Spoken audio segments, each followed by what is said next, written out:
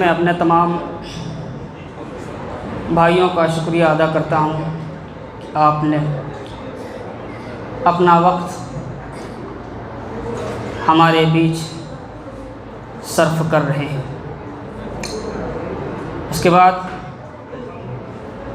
میں اپنے تمام مہمان خصوصی سے گزارش کرتا ہوں کہ آپ سب حضرات یکے بعد دیگرے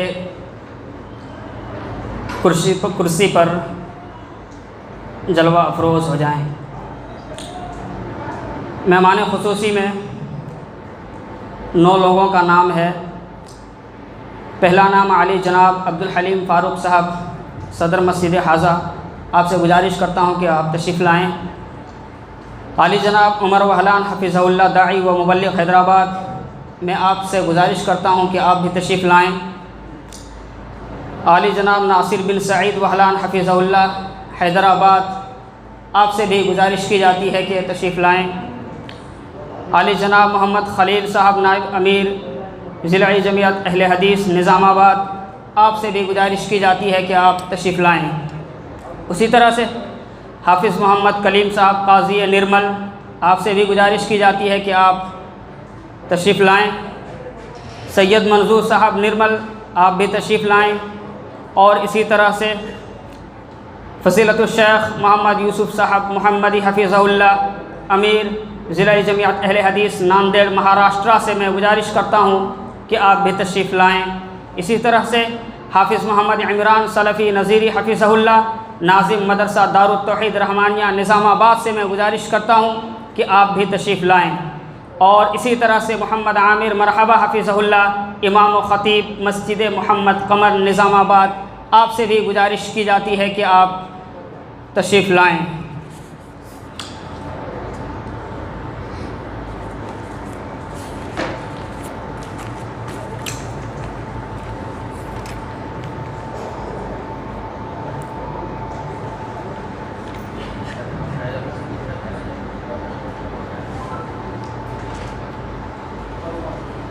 شکراً فجزاکم اللہ احسن الجزا۔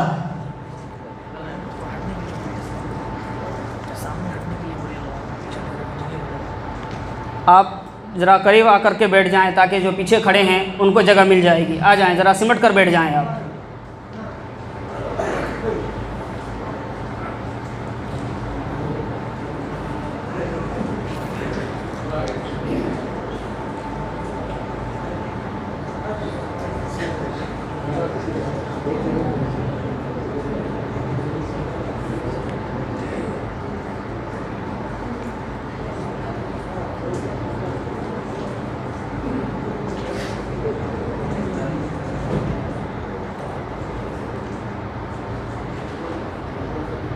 الحمد للہ رب العالمین، والصلاة والسلام علی سید الانبیاء والمرسلین وعلی آلہ واصحابہ اجمعین، اما بعد۔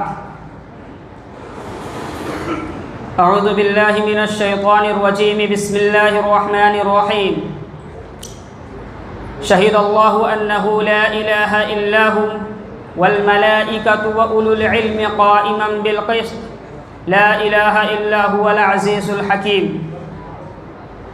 وقال اللہ تبارک وتعالی فی موضع آخر، قل هل يستوي الذین يعلمون والذین لا يعلمون۔ وقال النبی صلی اللہ علیہ وسلم، من سلک طریقا یلتمس فیہ علما سہل اللہ له به طریقا الی الجنہ۔ وقال النبی صلی اللہ علیہ وسلم فی حدیث آخر، خیرکم من تعلم القرآن وعلمہ۔ وقال اللہ تعالی فی سورة الرحمن، خلق الانسان علمہ البیان۔ حاضرین گرامی قدر، مہمانان اعزام اور دور دراز سے تشریف لائے علماء کرام، اللہ تبارک و تعالیٰ کا کتنا بڑا احسان و اکرام ہے ہم پر کہ اس ذات باری تعالیٰ نے اس مبارک محفل کے انعقاد کی توفیق بخشی۔ اس ذات کی جتنی بھی تعریف و توصیف کی جائے کم ہے۔ بعدہ درود و پاک ہو اس ذات مبارکہ مطہرہ پر کہ اللہ رب العالمین نے جن کو کائنات کے لیے رحمت بنا کر مبعوث فرمایا۔ اسلامی بھائیوں، گاجر پیٹ شہر نرمل کے اندر ایک عظیم الشان اور خوبصورت مسجد اکبر کے اندر محفل کی رونق تو دیکھیے کتنے شاندار لگ رہے ہیں۔ یہ بلبوں کی چمک دمک، یہ لائٹوں کی روشنی اور پر رونق ممبر اور اسٹیج پر علماء کرام کی تشریف آوری، یہ مبارک ہستیاں، یہ ایمان والوں کا مبارک مجمع، ایسا محسوس ہو رہا ہے کہ گلشن میں بہار آ گئی ہو، بلبل کے شاخوں کے ممبروں پر چہچہا رہی ہو، دلکش درختوں کا ہجوم ہو، انگور کی بیلوں میں ستاروں کی لڑیاں پرو دی گئی ہو، سارا چمن رنگ برنگ کے کلی پھولوں سے بھرا ہوا ہو، گلاب کے پھولوں پر بکھرے ہوئے شبنم کے قطرے موتیوں کی طرح چمک رہی ہو۔ میرے بھائیوں، اللہ تبارک و تعالیٰ کا ہم پر یہ احسان نہیں ہے تو اور کیا ہے کہ اس نے ہمیں اس مبارک محفل میں شرکت کی توفیق بخشی اور ہمیں اس عظیم الشان افتتاحی پروگرام اور جلسہ عام میں حاضر ہونے کی سعادت نصیب فرمائی۔ اللہ ہمارے یہاں آنے کو قبول فرمائے اور اس پاک محفل میں پاک دلی کے ساتھ بیٹھ کر قرآن مجید اور حدیث رسول صلی اللہ علیہ وسلم کی روشنی میں علماء کرام کی پاکیزہ باتیں سننے اور سننے کے بعد پھر اس پر عمل کرنے کی توفیق عطا فرمائے، آمین۔ میرے بھائیوں اور دوستوں، اسی طرح سے کسی بھی پروگرام کے لیے یا کسی بھی جلسہ کے لیے اس میں صدر کا ہونا کس قدر ضروری ہے، اس کا اندازہ ہم اس بات سے لگا سکتے ہیں کہ جس قبیلے کا کوئی ذمہ دار نہ ہو وہ تنازع اس قبیلے میں تنازع عام ہو جاتا ہے، جس جماعت کا کوئی امیر نہ ہو وہ جماعت منتشر ہو جاتی ہے، جس قافلے کا کوئی رہبر نہ ہو وہ بھٹک جاتا ہے، جس لشکر کا کوئی سپہ سالار نہ ہو وہ لشکر شکست کھا جاتا ہے۔ ٹھیک اسی طرح سے ہر اجلاس کی صدارت کے لیے ایک صدر کا ہونا اجلاس کو بحسن تحسین انجام تک پہنچانے میں ضروری سمجھا جاتا ہے۔ تو آئیے ہم اپنے اس عظیم الشان افتتاحی پروگرام مسجد اکبر اور جلسہ عام کی صدارت ایک ایسی شخصیت کو سونپتے ہیں جو آپ کے اس شہر نرمل کے مایہ ناز اور جانی پہچانی شخصیت ہے، جو اسٹیج پر علماء کرام کے درمیان اس طرح سے جلوہ نما ہیں جیسے شب تاریک میں ستاروں کے درمیان ماہتاب جلوہ نما ہو۔ میری مراد عزت مآب قابل احترام جناب عبدالحلیم فاروق صاحب، میں آپ سے گزارش کرتا ہوں کہ آپ آ کر اجازت دیں تاکہ مجلس کی کارروائی کو ہم اور آپ آگے بڑھا سکیں۔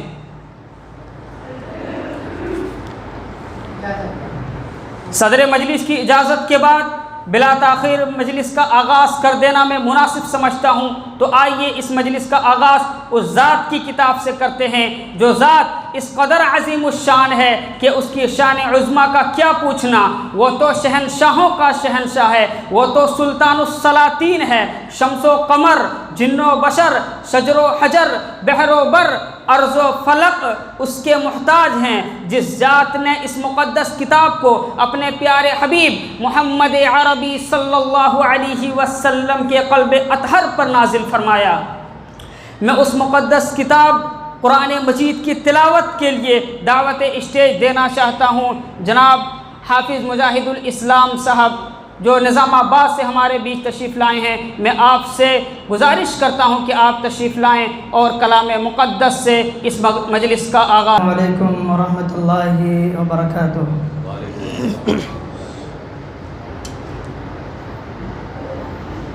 اعوذ باللہ من الشیطان الرجیم، بسم اللہ الرحمن الرحیم،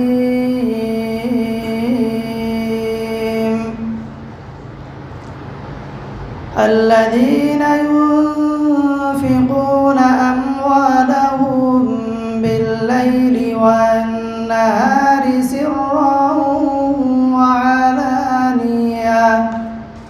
سرا وعلانية فلهم أجرهم عند ربهم ولا خوف عليهم ولا هم يحزنون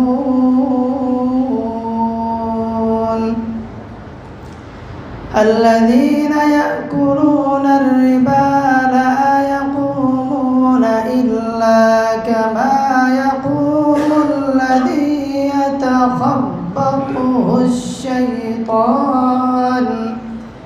يتخبطه الشيطان من المس ذلك بأنهم قالوا إنما البيع مثل الربا وأحل الله البيع وحرم الربا فمن جاءه موعظة من ربه فانتهى فله ما سلف وأمره إلى الله ومن عاد فأولئك أصحاب النار هم فيها خالدون يمحق الله الربا ويربي الصدقات والله لا يحب كل كفار أثيم إن الذين آمنوا وعملوا الصالحات وأقاموا الصلاة وآتوا الزكاة لهم أجرهم عند ربهم ولا خوف عليهم ولا هم يحزنون السلام علیکم ورحمۃ اللہ. جزاکم اللہ فاحسن الجزا. میرے بزرگوں، کلام مقدس سے مجلس کا آغاز ہو چکا ہے، لیکن افسوس کے ساتھ یہ بات کہنا پڑ رہا ہے کہ ہم مسلمان قرآن مجید کو پڑھتے نہیں ہیں، اس کتاب کی تلاوت نہیں کرتے ہیں، اس میں غور و تدبر نہیں کرتے ہیں. ایسا لگتا ہے کہ افلا یتدبرون القرآن ام علی قلوب اقفالها کا مصداق ہم مسلمان ٹھہرے ہیں. یاد رکھنا مسلمانوں، قرآن ہدایت ہے، قرآن اصول ہے، قرآن دستور ہے، قرآن نور ہے، قرآن روشنی ہے، قرآن ضلالت سے ہدایت کی طرف راہ دکھانے والی کتاب ہے، قرآن سراپا رحمت ہے، قرآن انسانوں کو انسانیت کی راہ ہموار کرنے والی کتاب ہے، قرآن انسانوں کو ظلم کے جنجال سے امن کی طرف دعوت دینے والی قرآن کتاب ہے، قرآن بشارت ہے، قرآن پڑھنے سے دل کو سکون میسر ہوتا ہے. اسی طرح سے یہ قرآن سکینت ہے، قرآن دل کی دنیا کو بدل دینے والی کتاب ہے.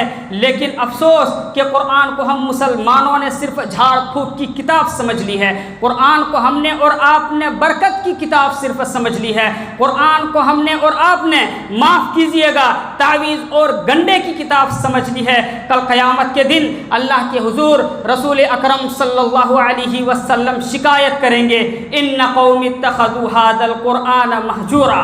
میرے بھائیوں، قرآن معجزہ ہے. جس طرح معجزہ عطا کیا گیا تھا حضرت صالح کو اونٹنی کی شکل میں، جس طرح سے معجزہ عطا کیا گیا تھا حضرت موسیٰ کو عصا کی شکل میں، اور جس طرح سے حضرت عیسیٰ کو ید بیضا کی شکل میں معجزہ عطا کیا گیا تھا، یہ اس سے بھی زیادہ تابندہ، اس سے بھی زیادہ مؤثر، اس سے بھی زیادہ تابناک، اس سے بھی زیادہ انسپائریشنل اور اس سے بھی زیادہ روشن معجزہ ہے یہ قرآن مجید ہے۔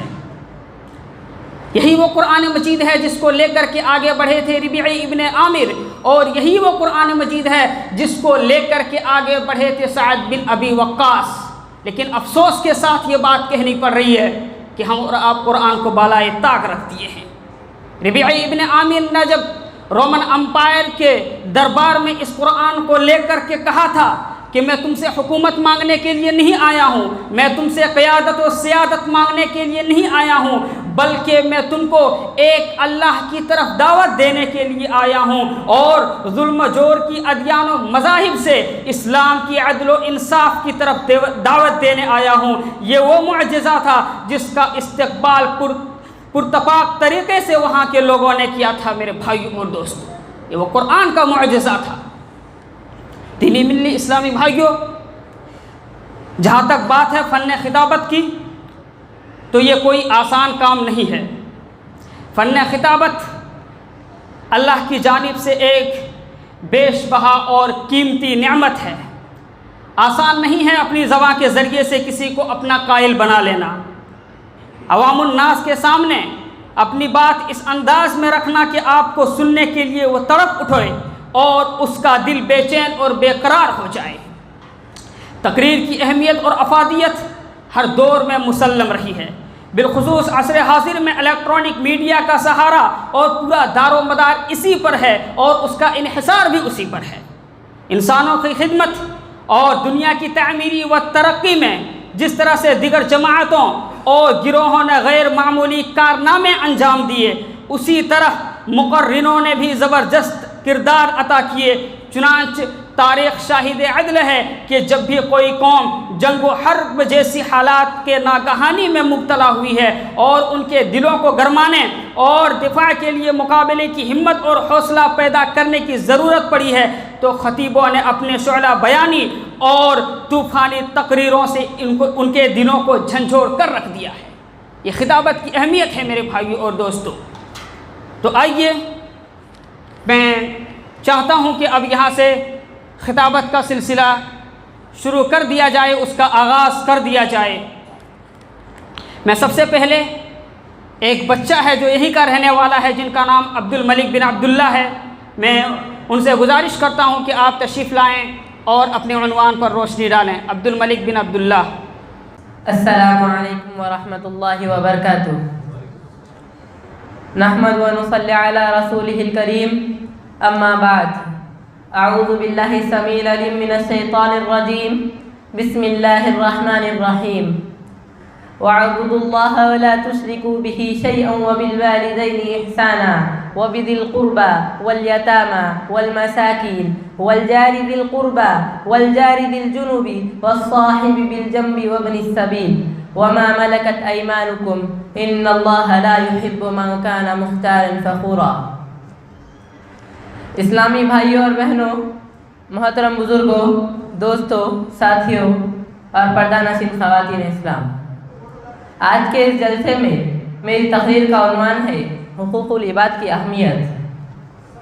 معزز سامعین اکرام، اگر ہم پورے اسلام کا خلاصہ کریں تو دو حقوق بنتے ہیں، اور وہ ہے حقوق اللہ اور حقوق العباد۔ ساری عبادتیں جیسے نماز، روزہ، زکوٰۃ، حج وغیرہ، یہ ساری حقوق اللہ کے اندر آتی ہے۔ جس شخص کے حقوق اللہ صحیح ہو لیکن حقوق العباد غلط ہو تو وہ خسارے میں ہے، اور جس شخص کے حقوق العباد صحیح ہو لیکن حقوق اللہ غلط ہو تو وہ بھی خسارے میں ہے۔ لیکن سب سے بڑا خسارہ وہاں ہے جہاں حقوق اللہ کو ہی اہمیت دی جائے اور حقوق اللہ کو کچھ اہمیت نہ دی جائے۔ ایک شخص ہے، نہ ماں باپ سے صحیح سلوک، نہ بھائی بہن سے صحیح سلوک، نہ اولاد سے، نہ بیوی سے، نہ معاشرے والوں سے، نہ رشتہ داروں سے۔ اگر حقوق اللہ کی طرف دیکھا جائے تو لمبی داڑھی ہے، 5 وقت نماز پڑھتا ہے، روزے رکھتا ہے، نوافل ادا کرتا ہے، حج و عمرہ کر چکا ہے، یقین مانیے یہ ساری چیزیں اسے جہنم میں لے کے جائے گی۔ یہ میرے الفاظ نہیں ہیں، آپ صلی اللہ علیہ وسلم کا فرمان ہے۔ کل قیامت کے دن ایک شخص آئے گا، پہاڑوں جتنی نیکیاں لے کر آئے گا، پہاڑ نہیں، پہاڑوں جتنی نیکیاں لے کر آئے گا، نماز کا ایک پہاڑ، روزے کا ایک پہاڑ، زکوٰۃ کا ایک پہاڑ۔ جب فیصلہ کرنے کے لیے اللہ کے پاس جائے گا تو اللہ رب العزت اسے کہیں گے تجھ پر لوگوں کا کچھ قرض باقی ہے۔ اتنے میں لوگ آئیں گے، لوگ کہیں گے اے اللہ اس نے مجھ پر ظلم کیا تھا، اے اللہ اس نے مجھے گالی دی تھی، اے اللہ اس نے مجھے مارا تھا۔ اللہ رب العزت جب فرمائیں گے لمن الملک اليوم، کہو آج کس کی سلطنت ہے، آج کس کی حکومت ہے۔ اللہ رب العزت اس وقت انصاف کریں گے، اللہ رب العزت اس کے تھوڑے نیکی لے کر اس شخص کو دے دیں گے جس پر اس نے ظلم کیا تھا، تھوڑے لے کر اس کو دے دیں گے جس کو اس نے گالی دی تھی، تھوڑے لے کر اس کو دے دیں گے جس کا اس نے حق مارا تھا۔ اسی طرح لوگ آتے جائیں گے، نیکیاں ختم ہوتی جائے گی، دیکھتے ہی دیکھتے پہاڑوں جتنی نیکیاں ختم ہو جائے گی، لوگوں کی لائن لگی ہوں گی، اللہ رب العزت ان کے گناہ لے کر اس کا سر پر ڈال دیں گے۔ دیکھتے ہی دیکھتے جو پہاڑوں جتنی نیکیاں تھی وہ پہاڑوں جتنے گناہ بن جائیں گے۔ اللہ رب العزت فرشتوں کو حکم دیں گے اسے جہنم میں پھینکاؤ، وہ پھینکائیں گے۔ معزز سامعین اکرام، اس واقعے سے ہمیں یہ پتہ چلتا ہے کہ جنت میں جانے کے لیے حقوق اللہ ہی ضروری نہیں، حقوق العباد بھی بہت ضروری ہے۔ قرآن کہتا ہے وَاعْبُدُوا اللَّهَ وَلَا تُشْرِكُوا بِهِ شَيْئًا وَبِالْوَالِدَيْنِ إِحْسَانًا وَبِذِي الْقُرْبَى وَالْيَتَامَى وَالْمَسَاكِينِ۔ اے لوگو، اللہ کی وحدانیت کے اقرار کے ساتھ اللہ کو ایک مانتے ہوئے سب سے بڑی بات یہ ہے کہ تم اپنے والدین کے حقوق کا خیال رکھو، اپنے رشتہ داروں کے حقوق کا خیال رکھو، اپنے پڑوسیوں کے حقوق کا خیال رکھو۔ اس کے بعد کیا فرمایا؟ وَالْجَارِ ذِي الْقُرْبَى، دور کے پڑوسیوں کا خیال رکھو۔ اسے معلوم یہ پڑا کہ ہم پڑوسی ہو تو پڑوسی کے بھی پڑوسیوں کا خیال رکھنا چاہیے۔ پھر کیا فرمایا؟ کوئی بستی والے تو ہو گئے، غیر بستی والے آیا تو اس کا بھی خیال رکھو۔ اے اللہ تیرے حکم کا کیا کہنا؟ پھر فرمایا اب کون رہ گیا؟ پہلے والدین ہو گئے، پھر رشتہ دار ہو گئے، پڑوسی ہو گئے، بستی والے ہو گئے، بستی کے باہر والے ہو گئے، اب ملک سے باہر رہنے والا رہ گیا۔ فرمایا انما المؤمنون اخوانا، ایک مومن اگر مشرق میں بستا ہے دوسرا مومن مغرب میں بستا ہے تو ان کے بھی حقوق کا خیال رکھو۔ اللہ رب العزت اس طرح فرما رہے ہیں، لیکن ہماری بدقسمتی تو یہ ہے کہ عظیم اکثریت نہ حقوق اللہ سے آگاہ ہے نہ حقوق العباد سے آشنا ہے۔ میں حقوق العباد پر آپ کو ایک اگزامپل دیتا ہوں۔ آپ صلی اللہ علیہ وسلم جب ہجرت کر کے مدینہ پہنچے تو سب سے پہلا کام آپ نے کیا وہ مسجد بنانا تھا۔ آپ نے صحابہ کو حکم دیا جاؤ زمین ڈھونڈو۔ صحابہ گئے، زمین ڈھونڈے، زمین ملی۔ حضرت ابو ایوب انصاری رضی اللہ تعالیٰ عنہ کے گھر کے سامنے ہی زمین تھی۔ پتہ چلا کہ یہ زمین 2 یتیم بچوں کی ہے۔ آپ نے فرمایا انہیں بلاؤ۔ آپ ذرا دیکھیے لوگوں کے حقوق کی نگہداشت دیکھیے۔ بچے آئے، آپ نے پوچھا بچوں زمین بیچنا چاہتے ہو؟ بچے مسلمان تھے، آپ صلی اللہ علیہ وسلم کے ماننے والے تھے۔ بچوں نے پھر سوال کیا یا رسول اللہ صلی اللہ علیہ وسلم آپ کو زمین کیا کرنی؟ آپ نے فرمایا مجھے اس پر اللہ کا گھر بنانا ہے۔ بچے کہنے لگے اے اللہ کے رسول، اللہ کا گھر بنانے کا معاملہ ہے، یہ ساری زمین آپ کی ہے، آپ جتنی چاہے اتنی لے سکتے ہیں۔ اس موقع پر اللہ کے رسول صلی اللہ علیہ وسلم نے کیا کہا آپ دیکھیے۔ آپ نے کہا اللہ نے محمد صلی اللہ علیہ وسلم کو یتیموں کا مال چھیننے کے لیے نہیں بھیجا۔ اللہ اکبر۔ اسی لیے قرآن نے کہا ہے لقد کان لکم فی رسول اللہ اسوۃ حسنہ، کہ تمہارے لیے محمد صلی اللہ علیہ وسلم ایک بہترین نمونہ ہے۔ اگر محمد صلی اللہ علیہ وسلم کی زندگی کو پوری کاپی کر لیں گے تو آپ جنت میں چلے جائیں گے۔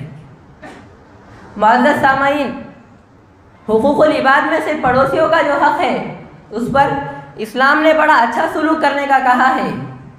ایک بار آپ صلی اللہ علیہ وسلم مسجد میں بیٹھے تھے، صحابہ کا مجموعہ تھا، آپ نے کہا وہ شخص مومن نہیں۔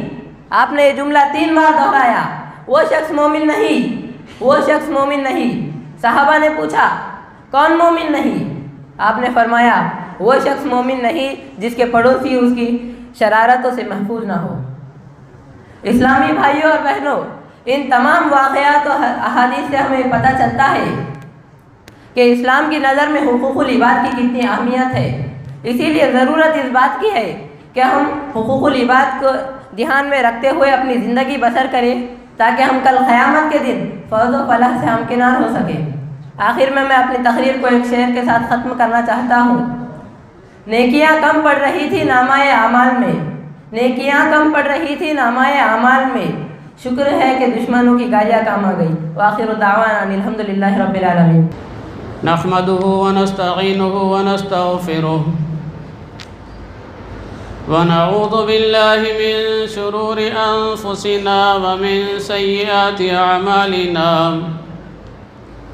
من يهده الله فلا مضل له ومن يضلله فلا هادي له، وأشهد أن لا إله إلا الله وحده لا شريك له، وأشهد أن محمدًا عبده ورسوله، يا أيها الذين آمنوا اتقوا الله حق تقاته ولا تموتن إلا وأنتم مسلمون، يا أيها الناس اتقوا ربكم الذي خلقكم من نفس واحدة وخلق منها زوجها وبث منهما رجالا كثيرا ونساء، واتقوا الله الذي تساءلون به والأرحام، إن الله كان عليكم رقيبا، يا أيها الذين آمنوا اتقوا الله وقولوا قولا سديدا يصلح لكم أعمالكم ويغفر لكم ذنوبكم، ومن يطع الله ورسوله فقد فاز فوزا عظيما، أما بعد فإن خير الحديث كتاب الله، وخير الهدي هدي محمد صلى الله عليه وسلم، وشر الأمور محدثاتها، وكل محدثة بدعة، وكل بدعة ضلالة، وكل ضلالة في النار۔ أعوذ بالله من الشيطان الرجيم، بسم الله الرحمن الرحيم، بل تؤثرون الحياة الدنيا والآخرة خير وأبقى، وقال الله تبارك وتعالى في سورة التوبة: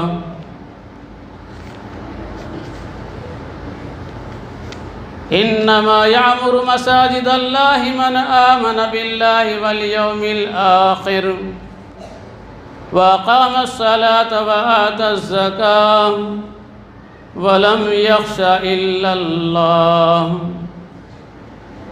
وقال النبي صلى الله عليه وسلم: أحب البلاد إلى الله مساجدها، وأبغض البلاد إلى الله أسواقها، رواه مسلم۔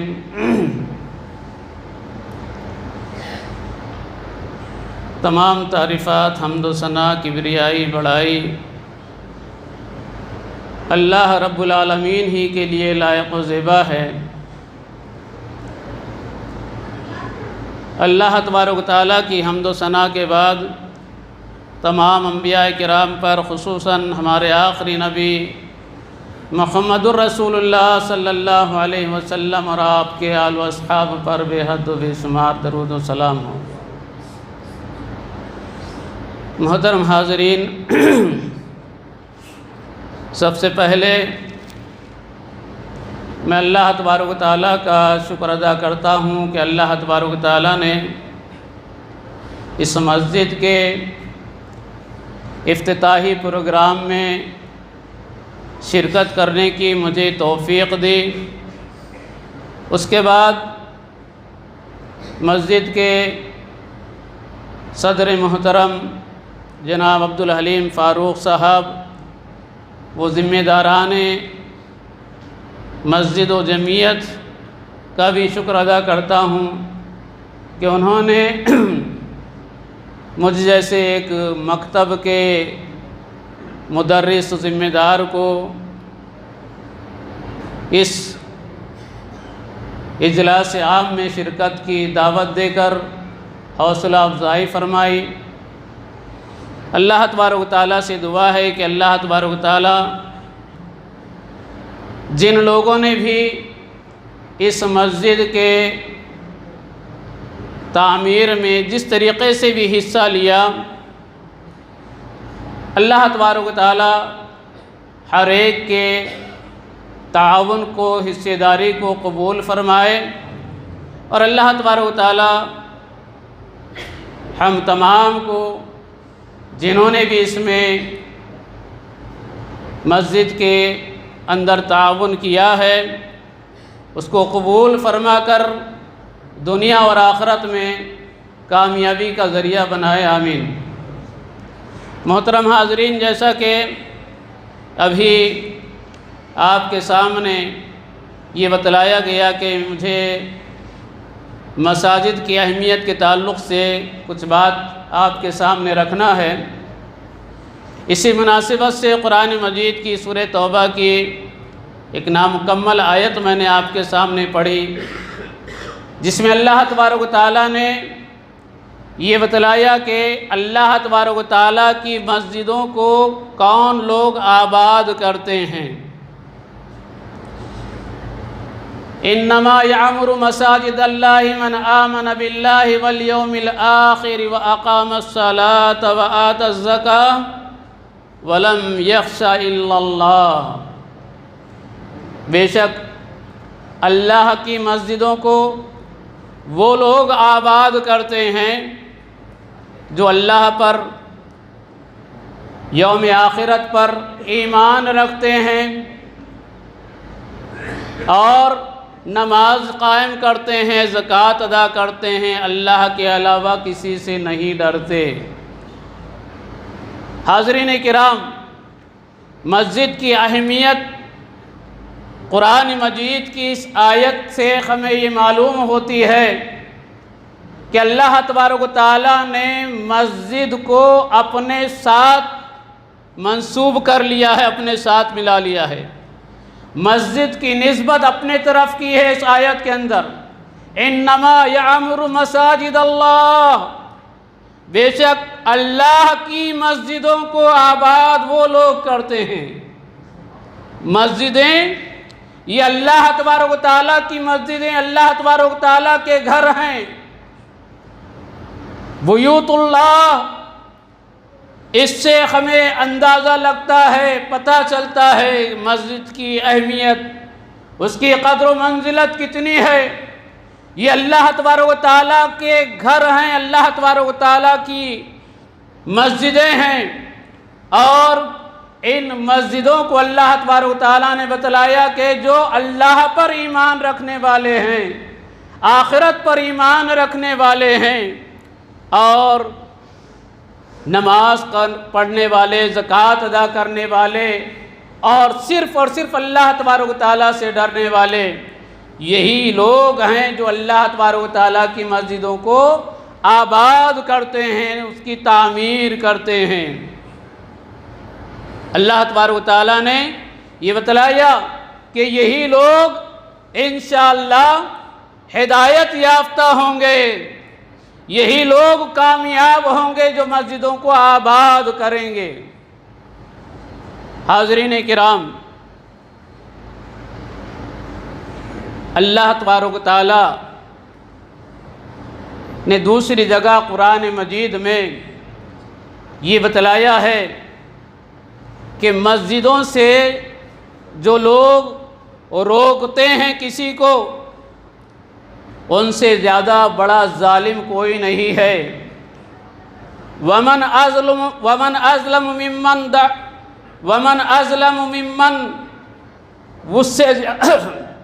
اس سے زیادہ ظالم کون ہے جو لوگوں کو مسجد سے روکے، اللہ تبارک و تعالیٰ کا ذکر اس میں جو کیا جاتا ہے اس سے روکے۔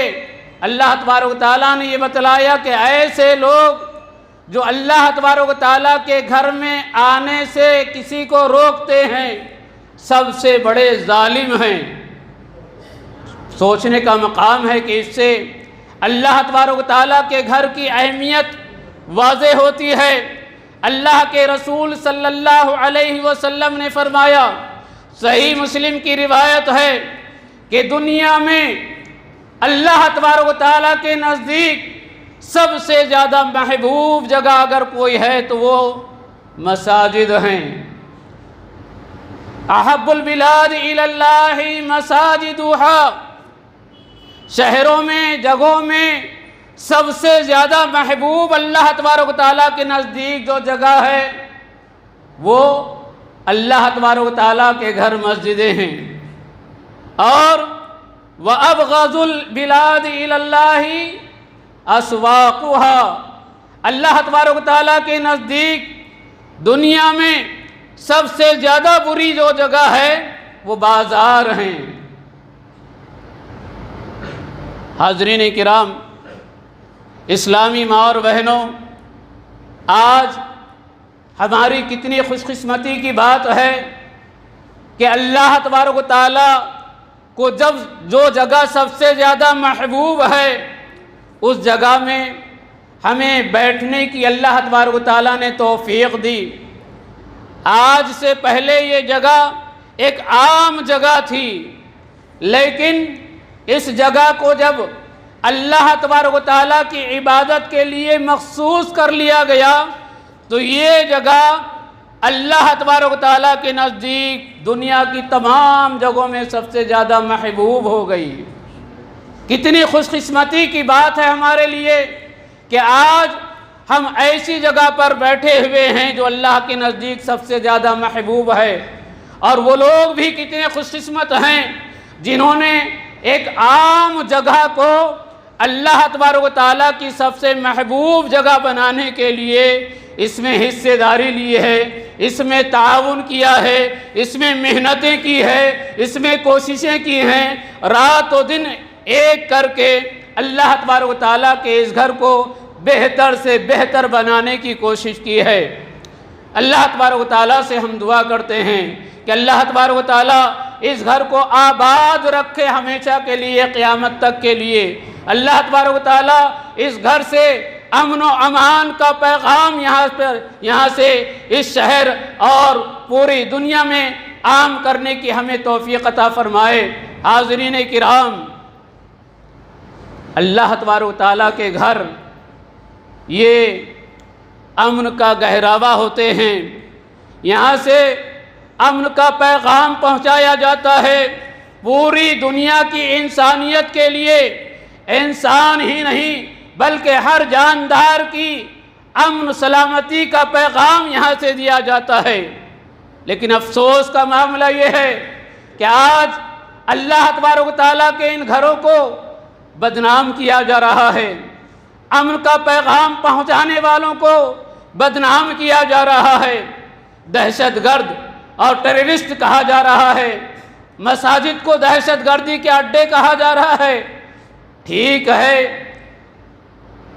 جھوٹ یہ پنپتا نہیں ہے، ایک نہ ایک دن جھوٹ واضح ہو کر رہتا ہے اور سچائی ہمیشہ کامیاب ہوتی ہے۔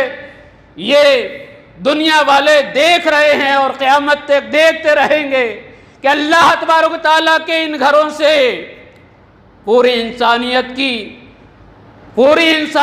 کی امن و سلامتی کی دعوت یہاں سے پہنچتی رہے گی، پوری انسانیت کے لیے امن کا پیغام یہاں سے پہنچتا رہے گا۔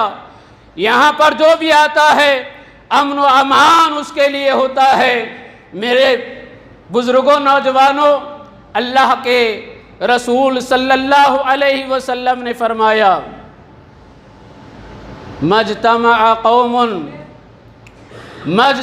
कौमुन फ़ी बैतिन मिन बुयूतिल्लाह, अल्लाह तबारक व तआला के घरों में से किसी घर में कोई भी लोग जमा होते हैं और यतलूना किताब अल्लाह, अल्लाह तबारक व तआला के कलाम की तिलावत करते हैं, वयतदारसूनहु बैनहुम, और अल्लाह तबारक व तआला के कलाम को सीखते सिखाते हैं, गौर फिक्र करते हैं, तदब्बुर करते हैं, इल्ला नज़रत अलैहिमुस सकीनह, तो ऐसे लोगों पर अल्लाह तबारक व तआला की जानिब से सकीनत नाजिल होती है, सुकून व इत्मीनान उन्हें हासिल होता है।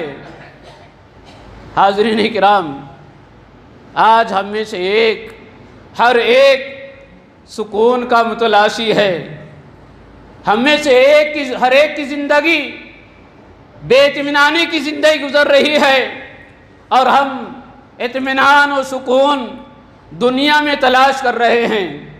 हम ये देख रहे हैं कि दुनिया वाले और हम मुसलमान भी, हमारा मामला क्या है। हम दुनिया में इत्मीनान और सुकून की ज़िंदगी चाहते हैं, तो हम ये चाह रहे हैं कि हमें दौलत ज़्यादा से ज़्यादा मिल जाए, रहने के लिए बेहतरीन बिल्डिंगें मकानात मिल जाए और खाने पीने के लिए बेहतरीन किस्म के खाने मिल जाएं। ये इसके ज़रिए से ही हम कामयाब होंगे, इत्मीनान और सुकून हासिल होगा। और ये चीज़ें हासिल करने के लिए अल्लाह तबारक व तआला के घर में हाजिर होने के लिए हमारा क्या मामला है, हम कितना अल्लाह तबारक व तआला के इस घर में हाज़िरी दे रहे हैं। हालांकि हम जानते हैं कि हमारी ज़िंदगी का मकसद यही अल्लाह तबारक व तआला के घरों में हाज़िरी हो देकर अल्लाह तबारक व तआला की खालिस इबादत करना है। वमा खलक़तुल जिन्न वल इंसा इल्ला लियअबुदून, अल्लाह तबारक व तआला फरमा रहा है कि हमने इंसानों और जिन्नों को सिर्फ़ और सिर्फ अपने यानी अल्लाह की इबादत के लिए पैदा किया है। हमारी ज़िंदगी का मकसद अल्लाह तबारक व तआला के इन घरों में रोज़ाना हाजिर होकर अल्लाह की इबादत करना है। खुशकिस्मत है हम अगर कम से कम रोज़ाना 5 वक्त अल्लाह के घर में हाज़िरी देकर अल्लाह तबारक व तआला के फ़राइज़ में से एक अहम फरीज़ा सलात नमाज की अदायगी करते हैं।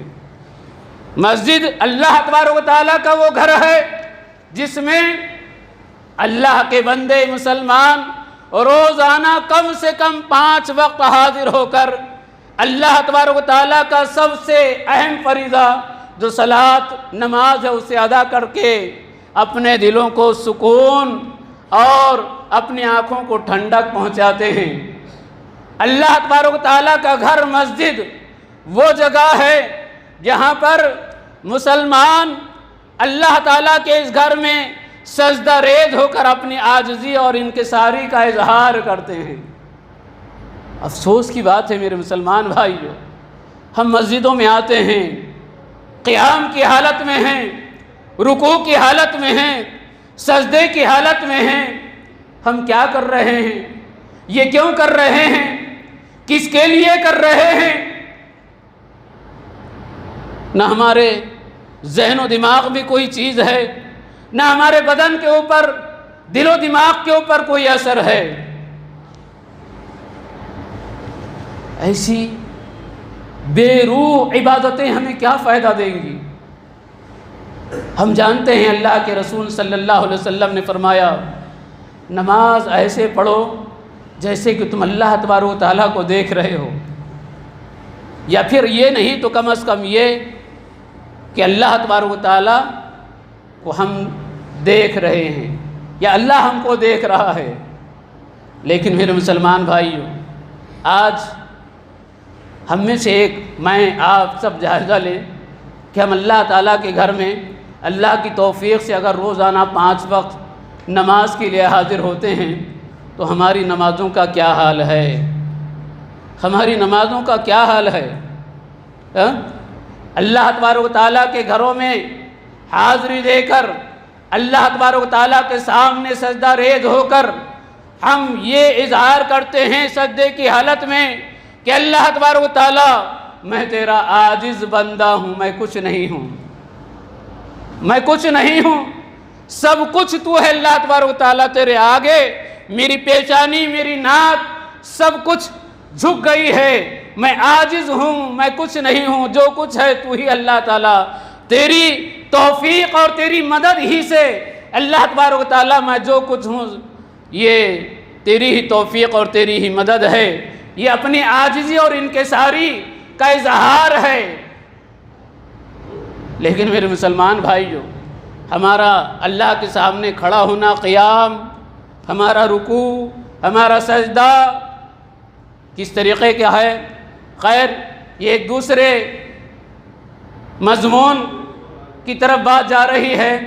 میں یہ پیغام دینا چاہ رہا ہوں کہ ہماری زندگی کا مقصد اللہ تبارک و تعالیٰ کے ان گھروں میں حاضری دے کر اللہ کی عبادت کرنا ہے، تو اللہ تبارک و تعالیٰ کی عبادت اللہ تبارک و تعالیٰ کی رضا حاصل کرنے کے غرض سے ہم کریں، اللہ تبارک و تعالیٰ کو راضی کرنے کے غرض سے ہم کریں، اللہ کے رسول صلی اللہ علیہ وسلم کے بتلائے ہوئے طریقے کے مطابق اس کو ادا کریں، اور ہمارا مقصد عبادت کے ذریعے، دوسرے نیک اعمال کے ذریعے دنیاوی اغراض اور مفادات نہ ہوں۔ بہرحال میں یہ بتلا رہا تھا، اللہ کے رسول صلی اللہ علیہ وسلم نے مسجد کی اہمیت کو بتلاتے ہوئے یہ بتلایا کہ بندے، اللہ کے بندے اللہ کے گھروں میں سے کسی گھر میں جمع ہو کر اللہ تبارک و تعالیٰ کے کلام کی تلاوت کرتے ہیں، اللہ تبارک و تعالیٰ کے کلام پر غور و فکر کرتے ہیں، سیکھتے سکھاتے ہیں، تو ایسے لوگوں پر اللہ تبارک و تعالیٰ کی جانب سے سکینت نازل ہوتی ہے، سکون نازل ہوتا ہے۔ وغشیتہم الرحمہ، اللہ تبارک و تعالیٰ کی رحمت ان کو ڈھانپ لیتی ہے، اللہ کی رحمت ان پر نازل ہوتی ہے۔ وحفتہم الملائکہ، فرشتے انہیں گھیر لیتے ہیں، اور اللہ تبارک و تعالیٰ وذکر اللہ، اور اللہ تبارک و تعالیٰ ایسے لوگوں کا ذکر اپنے مقرب فرشتوں کے سامنے کرتا ہے۔ اللہ اکبر! کتنی بڑی اہمیت ہے مسجد کی حاضری، مسجد میں حاضر ہو کر اللہ تبارک و تعالیٰ کے کلام قرآن مجید کو پڑھنا، سیکھنا، سکھانا، اللہ تعالیٰ کی جانب سے سکون و اطمینان حاصل ہو رہا ہے، اللہ کی رحمتوں کی بارش ہو رہی ہے، اللہ تبارک و تعالیٰ کے فرشتوں کا نزول ہو رہا ہے، اللہ تبارک و تعالیٰ ہمارا ذکر اپنے مقرب فرشتوں کے سامنے کر رہا ہے۔ حاضرین کرام، اللہ کے رسول صلی اللہ علیہ وسلم نے فرمایا، صحیح مسلم کی روایت ہے، کل قیامت کے دن جب کہ انبیاء کرام بھی نفسی نفسی کے عالم میں ہوں گے، ہر ایک اپنے گناہ کے حساب سے پسینے میں شرابور ہوگا، کوئی ٹخنے تک، کوئی گھٹنے تک، کوئی کمر تک، کوئی سینے تک، کوئی منہ تک، سورج بالکل قریب ہوگا۔ آدم علیہ السلام، ابراہیم علیہ السلام، موسیٰ علیہ السلام، عیسیٰ علیہ السلام جیسے انبیاء کرام نفسا نفسی کے عالم میں ہوں گے۔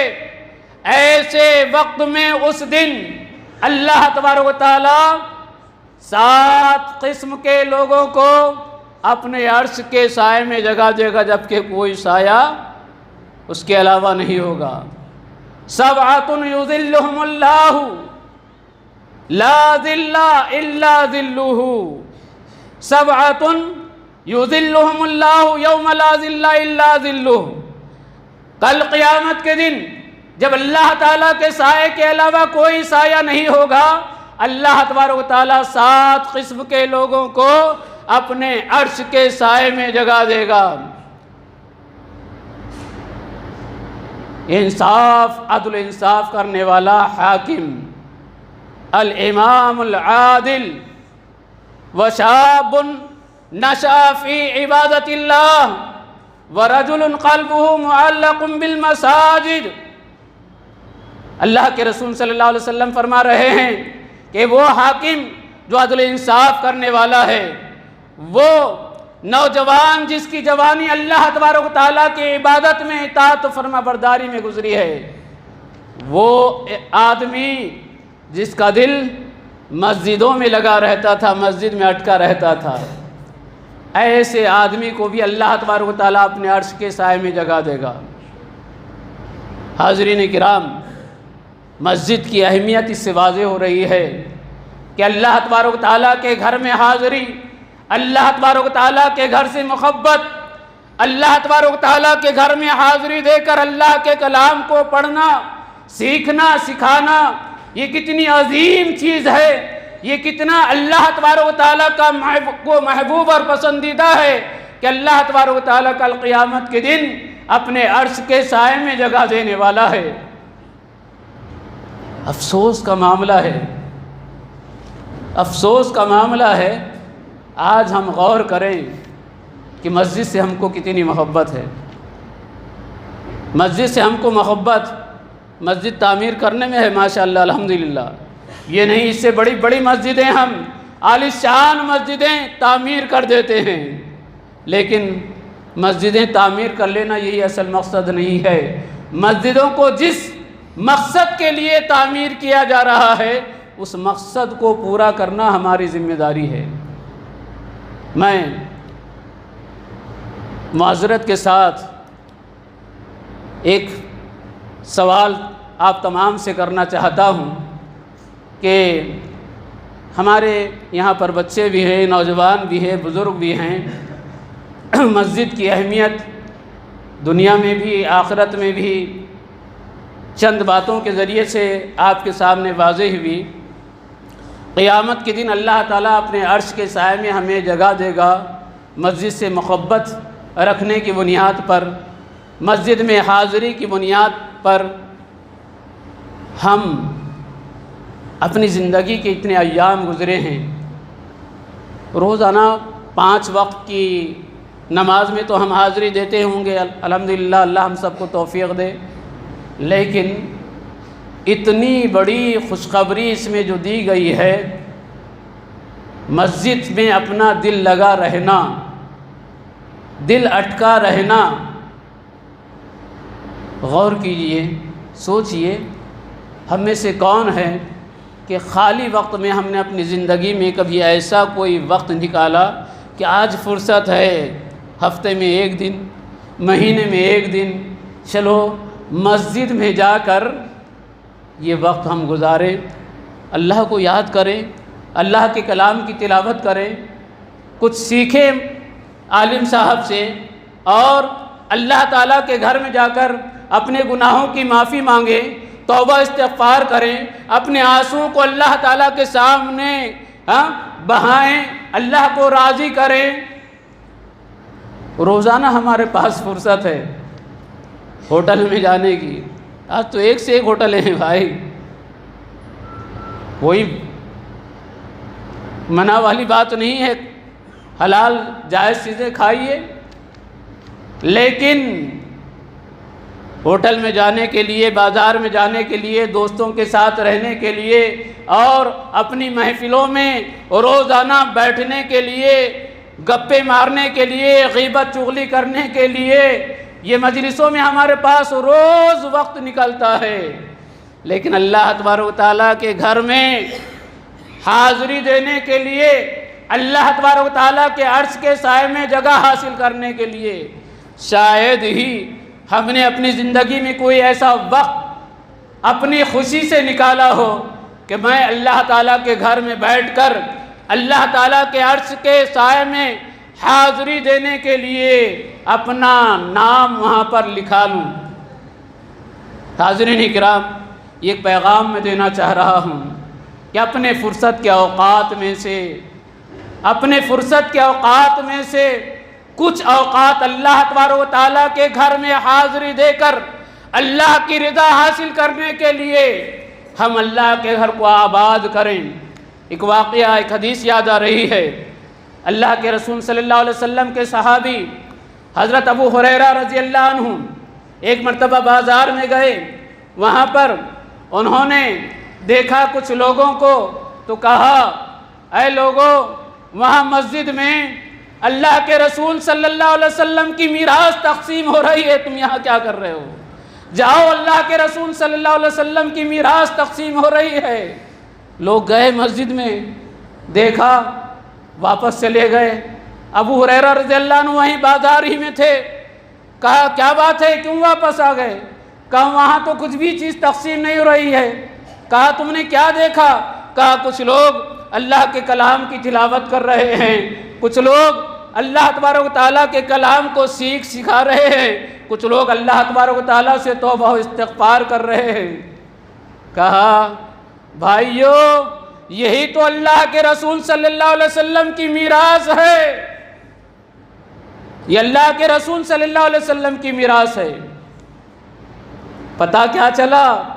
صحابہ کرام خالی اوقات میں یہ کوشش کرتے تھے اللہ کے گھر کو آباد کر کے اللہ تبارک و تعالیٰ کے گھر میں اللہ کے سامنے اپنے گناہوں کا اعتراف کر کے توبہ و استغفار کر کے اللہ کو راضی کریں، اپنے آپ کو اللہ کے عرش کے سائے میں جگہ حاصل کرنے والوں میں شمار کرائیں۔ میرے مسلمان بھائیوں، مرد حضرات کا ہی معاملہ نہیں، اسلامی ماں اور بہنوں، آپ کے لیے مسجد میں آنا یہ فرض نہیں ہے، لیکن نماز کے لیے یہاں انتظام ہے تو آپ آ سکتی ہیں۔ لیکن گھر میں آپ نماز پڑھ رہی ہیں، آپ نے گھر میں نماز کے لیے ایک جگہ مقرر کر لی، وہ آپ کے لیے مسجد ہے، اور گھر میں نماز پڑھنے والے مرد کے لیے بھی نفل نماز جو پڑھتے ہیں، سنت پڑھتے ہیں۔ تو بہرحال عورتوں کے لیے بھی ایک عبرت و نصیحت کی بات میں آپ کے سامنے رکھنا چاہ رہا ہوں کہ ہمارے مسلمان مائیں، خاص طور سے امہات المومنین کا کیا معاملہ تھا، وہ کس طریقے سے اللہ تبارک و تعالیٰ کو کثرت سے یاد کرتے تھے۔ حضرت جویریہ رضی اللہ عنہ کا واقعہ ہے کہ ایک مرتبہ اللہ کے رسول صلی اللہ علیہ وسلم امہات المومنین میں سے حضرت جویریہ رضی اللہ عنہ آپ فجر کی نماز کے لیے گھر سے نکلے، اور سورج نکلنے کے بعد، دن چڑھنے کے بعد جب آپ واپس آئے تو آپ نے دیکھا کہ جس طریقے سے حضرت جویریہ رضی اللہ عنہ کو آپ نے مصلی پر بیٹھے ہوئے اللہ کی عبادت میں، اللہ کی یاد میں مصروف چھوڑ کر گئے ہیں، اسی طرح مصلی پر بیٹھی ہوئی ہیں۔ اللہ کے رسول نے فرمایا، جویریہ، تب سے اب تک تم اسی طرح یہاں پر مصلی پر بیٹھی ہو اللہ کو یاد کرتے ہوئے؟ کہا، ہاں اللہ کے رسول۔ اللہ کے رسول صلی اللہ علیہ وسلم نے فرمایا، لقد قلت بعدك 4 کلمات، لقد قلت بعدك 4 کلمات، میں نے تمہارے بعد 4 کلمے کہے ہیں، اگر ان کلمات کا وزن تمہارے ان کلمات سے کیا جائے جو تم نے اب تک کیا ہے تو یہ کلمات زیادہ وزنی ہو جائیں گے۔ وہ کیا ہے؟ سبحان اللہ و بحمدہ عدد خلقہ ورضا نفسہ وزنۃ عرشہ ومداد کلماتہ۔ بات لمبی نہ کرتے ہوئے مختصری بتلانا چاہتا ہوں، میری ماں اور بہنوں، پیغام یہ دینا چاہتا ہوں کہ وہ امہات المومنین جو دنیا میں تمام ماؤں میں سب سے افضل ترین ہیں، لیکن اللہ تبارک و تعالیٰ کی یاد، اللہ تبارک و تعالیٰ کا ذکر، اللہ تبارک و تعالیٰ کے سامنے توبہ و استغفار کا جذبہ، یاد رکھیے آج ہمارا معاملہ تو یہ ہے، چاہے نوجوان ہمارے لڑکے ہوں، لڑکیاں ہوں، چلو تم ادھر کو ہوا ہو جدھر کی، بڑے افسوس کے ساتھ کہنا پڑتا ہے۔ ہم کتاب سنت کے ماننے والے ہیں، لیکن سنت ہم کو کب یاد آتی ہے؟ دنیا والے، دنیا کے ہیرو لوگ جو ہے نا، وہ اگر کوئی کام کرتے ہیں تو اس وقت مردوں کو بھی عورتوں کو بھی یاد، ہاں یہ اسلام میں یہ جائز ہے ایسا کرنا۔ ہم چند دنوں پہلے ہم نے دیکھا، بڑے افسوس کے ساتھ کہنا پڑتا ہے، قرآن مجید میں اللہ تبارک و تعالیٰ تمام بنو نوع انسانیت کو خطاب کرتے ہوئے فرما رہا، یا بنی آدم خذوا زینتکم عند کل مسجد، مسجد میں آتے وقت زینت اختیار کرو۔ ہم نے دیکھا کہ آج چلن ہے چڈی پہننے کا، ٹخنے سے نیچے جو چڈیاں پہنی جاتی تھی نا، پینٹ، کون سا پینٹ کہا جاتا ہے، ہمارے نوجوانوں کا معاملہ یہ تھا، ہم نے آنکھوں سے دیکھا مسجدوں میں نماز کے لیے بھی ایسے لباس پہن کر آ رہے تھے۔ مولانا صاحب اگر کبھی سفر میں جاتے وقت شرٹ پینٹ انہوں نے پہن لیا، اسٹیشن پر کہیں نظر آ گئے، ارے وہ مولانا صاحب وہاں اسٹیشن پہ ملے تھے، ہیرو دکھ رہے تھے، وہ ہیرو پہچانے نہیں گئے۔ مولانا صاحب نے پینٹ شرٹ پہن لیا، لمبا کرتا اور پینٹ شرٹ۔ اور ایک میں پیغام دے رہا ہوں، کسی پر کوئی نکتہ چینی نہیں کر رہا ہوں۔ آج ہمارا معاملہ کیا ہے؟ نمازوں میں دیکھیے، نماز میں ہم حاضر ہوتے ہیں تو کتنے نوجوانوں کے شارٹ شرٹ کا فیشن نکلا، شارٹ شرٹ، سجدے میں گیا، پینٹ کدھر جا رہی ہے، کمر کے نیچے اتر رہی ہے، اللہ تعالیٰ کے سامنے سجدہ ریز ہے۔ ہماری حیت، ہماری کیفیت کیا ہے؟ اللہ تبارک و تعالیٰ کے سامنے ہم کس حالت میں حاضر ہو رہے ہیں؟ رب العالمین کے سامنے، خالق کائنات کے سامنے اپنی عاجزی اور انکساری اور اپنی پیدائش کا حق ادا کرنے کے لیے حاضر ہو رہے ہیں، لیکن ہمیں کوئی پتہ نہیں کہ ہم کس حال میں ہمیں آنا چاہیے، کیسے اللہ تعالیٰ کے سامنے ادب و احترام کے ساتھ کھڑے ہونا چاہیے، اللہ کا خوف ہمارے جسم پر، ہمارے ذہن و دماغ پر کیسے طاری رہنا چاہیے۔ لیکن وہ چیز مسلمانوں ہم نے بھلا دی۔ ہر عبادت کے اندر، ہر کام کے اندر سنت نام ہمارے پاس ہے، لیکن زندگی کے تمام اعمال میں ہم دیکھیں تو ہم سنتوں کا مذاق اڑاتے ہیں۔ محترم حاضرین، اللہ تبارک و تعالیٰ سے میں دعا کرتا ہوں کہ اللہ تبارک و تعالیٰ ہم تمام کو صحیح سمجھ عطا فرمائے۔ اللہ تبارک و تعالیٰ ہمیں مسجد کی اہمیت کو سمجھنے کی توفیق عطا فرمائے۔ اللہ تبارک و تعالیٰ ہماری زندگی کے مقصد کو ہمیں سمجھنے کی توفیق عطا فرمائے۔ اللہ تبارک و تعالیٰ ہمیں اپنے زندگی کے مقصد کو اللہ تبارک و تعالیٰ کے رضا کے مطابق ادا کرنے کی توفیق عطا فرمائے۔ آمین۔ وآخر دعوانا ان الحمد للہ رب العالمین۔